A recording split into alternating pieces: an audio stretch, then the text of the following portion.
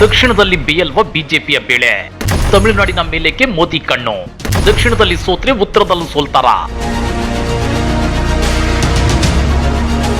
ಕೇಂದ್ರ ಬಿಜೆಪಿ ನಾಯಕರಿಗೆ ಈ ಸಲದ ಲೋಕಸಭಾ ಚುನಾವಣೆ ಕಬ್ಬಿಣದ ಕಡಲೆಯಾಗಿದೆ. ದೇಶದ ಉದ್ದಗಲಕ್ಕೂ ಅಗತ್ಯ ವಸ್ತುಗಳ ಬೆಲೆ ಏರಿಕೆ, ಬಿಜೆಪಿಯ ಸುಳ್ಳು ಭರವಸೆಗಳು, ಆಡಳಿತ ವಿರೋಧಿ ನೀತಿ ಬೆನ್ನು ಬಿದ್ದ ಬೇತಾಳನಂತೆ ಕಾಡ್ತಿದೆ. ಹೀಗಿದ್ರು ಪ್ರಧಾನಿ ಮೋದಿ ಈ ಸಲ ಬಿಜೆಪಿಯ ಟಾರ್ಗೆಟ್ 400 ಅಂತಿದ್ದಾರೆ. ಆದ್ರೆ ಇವರ ಅಸಲಿ ಟಾರ್ಗೆಟ್ 400 ಅಲ್ಲ, 200 ಅಷ್ಟೇ. ಬಿಜೆಪಿ 200 ಸೀಟು ಗೆದ್ರೆ ಎನ್ಡಿಎ ಮಿತ್ರ ಪಕ್ಷಗಳ ಜೊತೆ ಸೇರಿ ಸರ್ಕಾರ ರಚಿಸಬಹುದು ಅನ್ನೋ ಪ್ಲಾನ್ ಕೇಂದ್ರ ಬಿಜೆಪಿ ನಾಯಕರದ್ದು. ಆದ್ರೆ ತಮ್ಮ ತಳಮಳವನ್ನ ಜನರಿಗೆ ತೋರಿಸದಂತೆ ಮರೆಮಾಚಲು ಈ ಸಲದ ಬಿಜೆಪಿ 400 ಸೀಟುಗಳನ್ನ ಗೆಲ್ಲುತ್ತೆ ಅಂತ ಹೇಳುವ ಮೂಲಕ ಜನರ ಮೈಂಡ್ ಸೆಟ್ ಮುಂದಾಗಿದ್ದಾರೆ. ಇಂಟ್ರೆಸ್ಟಿಂಗ್ ವಿಷಯ ಏನಂದ್ರೆ ಬಿಜೆಪಿಗೆ ದಕ್ಷಿಣ ಭಾರತದಲ್ಲಿ ಕರ್ನಾಟಕ ಬಿಟ್ಟರೆ ಬೇರೆ ಯಾವ ರಾಜ್ಯದಲ್ಲೂ ನೆಲೆ ಇಲ್ಲ. ಹೀಗಿದ್ರು ಪ್ರಧಾನಿ ಮೋದಿ ಈ ಸಲ ಕರ್ನಾಟಕಕ್ಕಿಂತ ಹೆಚ್ಚಾಗಿ ತಮಿಳುನಾಡನ್ನೇ ಹೆಚ್ಚು ಟಾರ್ಗೆಟ್ ಮಾಡಿದ್ದಾರೆ. ಅದು ಯಾಕೆ ಗೊತ್ತಾ? ಬಿಜೆಪಿ ದಕ್ಷಿಣದಲ್ಲಿ ಸೋತ್ರೆ ಉತ್ತರದಲ್ಲೂ ಸೋತಂತೆಯೇ ಲೆಕ್ಕನ. ಅದನ್ನ ಡೀಟೇಲ್ ಆಗಿ ತೋರಿಸ್ತೀವಿ. ಆದ್ರೆ ಅದಕ್ಕಿಂತ ಮೊದಲು ನಮ್ಮ ಚಾನಲ್ ಅನ್ನು ಸಬ್ಸ್ಕ್ರೈಬ್ ಮಾಡ್ಕೊಳ್ಳಿ. ಹಾಗೇನೇ ಪಕ್ಕದಲ್ಲಿರೋ ಬೆಲ್ ಬಟನ್ ಅನ್ನು ಪ್ರೆಸ್ ಮಾಡಿ.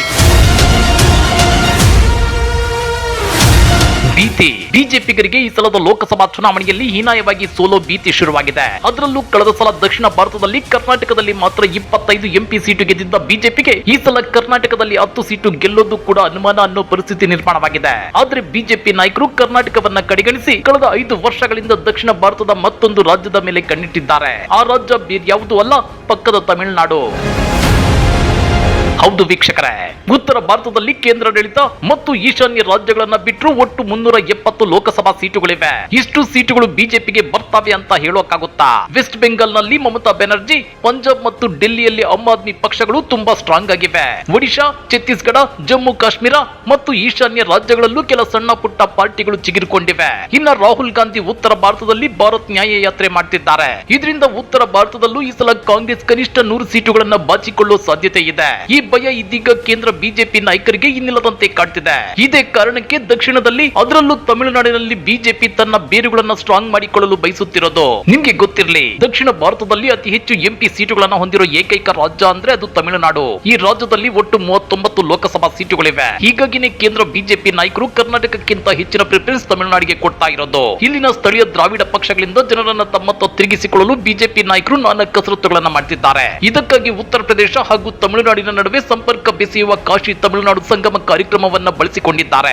ವಾರಣಾಸಿ ಹಾಗೂ ತಮಿಳುನಾಡು ಸಂಸ್ಕೃತಿಯ ಬಗ್ಗೆ ಮೋದಿ ಮಾತನಾಡುವ ಮೂಲಕ ತಮಿಳುನಾಡಿನ ಜನರ ಮನಗೆಲ್ಲಲು ಯತ್ನಿಸುತ್ತಿದ್ದಾರೆ. ಜೊತೆಗೆ ತಮಿಳುನಾಡಿನಲ್ಲಿ ಅಣ್ಣಾಮಲೈ ಕೂಡ 2024ರ ಲೋಕಸಭಾ ಚುನಾವಣೆಯಲ್ಲಿ ಶತಾಯಗತಾಯ ಒಂದಷ್ಟು ಗೆಲುವನ್ನು ಸಾಧಿಸಲೇಬೇಕು ಅಂತೇಳಿ ಎನ್ ಮನ್ ಎನ್ ಮಕ್ಕಳ್ ಎಂಬ ಯಾತ್ರೆ ಮಾಡಿದ್ದಾರೆ. ಅಂದ್ರೆ ನನ್ನ ರಾಜ್ಯ ನನ್ನ ಜನ ಅನ್ನೋ ಯಾತ್ರೆಯನ್ನ ಮಾಡಿದ್ದಾರೆ.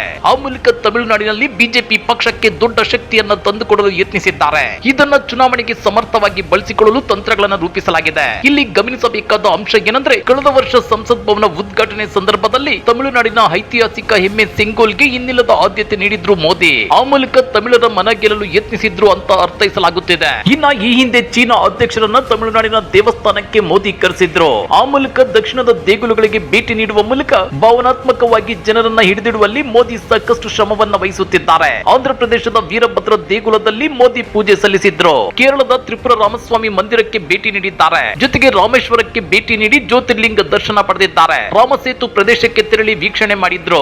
ಈ ಎಲ್ಲಾ ಭೇಟಿಗಳ ಮೂಲಕ ಜನರನ್ನು ಆಕರ್ಷಿಸಲು ಮೋದಿ ಪ್ರಯತ್ನಿಸುತ್ತಿದ್ದಾರೆ. ಆದ್ರೆ ಅಭಿವೃದ್ಧಿ ಸಾಧನೆಯ ಹೆಸರೆಳದೆ ಬರೀ ದೇವರು ಧರ್ಮ ಅಂತ ಜನರನ್ನ ಸೆಳೆಯೋದಕ್ಕೆ ಸಾಧ್ಯವಾಗುತ್ತಾ ಅನ್ನೋದೇ ಈಗಿರೋ ಬಿಗ್ ಪ್ರಶ್ನೆ. ಜೊತೆಗೆ ಕರ್ನಾಟಕ, ಕೇರಳ, ತಮಿಳುನಾಡು, ಆಂಧ್ರ ಪ್ರದೇಶ ಮತ್ತು ತೆಲಂಗಾಣಗಳ ಜನ ದಡ್ಡರಲ್ಲ. ಇಂಥ ವಿಷಯಗಳನ್ನ ಇತ್ತೀಚೆಗೆ ಅತ್ಯಂತ ಸೂಕ್ಷ್ಮವಾಗಿ ಗಮನಿಸುತ್ತಿದ್ದಾರೆ. ವಿದ್ಯಾವಂತರು ಹೆಚ್ಚಾಗುತ್ತಿದ್ದು ಅಭಿವೃದ್ಧಿ ಸಾಧನೆಗೆ ಮಾತ್ರವೇ ಮತ ಕೊಡ್ತಾರೆ ಅನ್ನೋ ರಾಜಕೀಯ ವಿಶ್ಲೇಷಣೆಗಳಿವೆ. ಹೀಗಾಗಿ ದಕ್ಷಿಣ ಭಾರತದಲ್ಲಿ ಬಿಜೆಪಿ ಈ ಸಲ 2019ರಂತೆ ಅತಿ ಕಡಿಮೆ ಸೀಟುಗಳನ್ನು ಗಳಿಸಿದ್ರೆ ಉತ್ತರದಲ್ಲೂ ಬಿಗ್ ಶಾಕ್ ಎದುರಾಗೋ ಸಾಧ್ಯತೆ ಇದೆ. ಈ ಬಗ್ಗೆ ನೀವೇನಂತೀರಾ? ಕಮೆಂಟ್ ಮಾಡಿ, ವಿಡಿಯೋ ಲೈಕ್ ಮಾಡಿ, ಶೇರ್ ಮಾಡಿ. ಇಂಥ ಮತ್ತಷ್ಟು ರೋಚಕ ರಾಜಕೀಯ ಸುದ್ದಿಗಳನ್ನ ಮಿಸ್ ಮಾಡದೆ ನೋಡ್ಬೇಕು ಅಂದ್ರೆ ನಮ್ಮ ಯೂಟ್ಯೂಬ್ ಚಾನಲ್ ಅನ್ನ ಸಬ್ಸ್ಕ್ರೈಬ್ ಮಾಡ್ಕೊಳ್ಳಿ.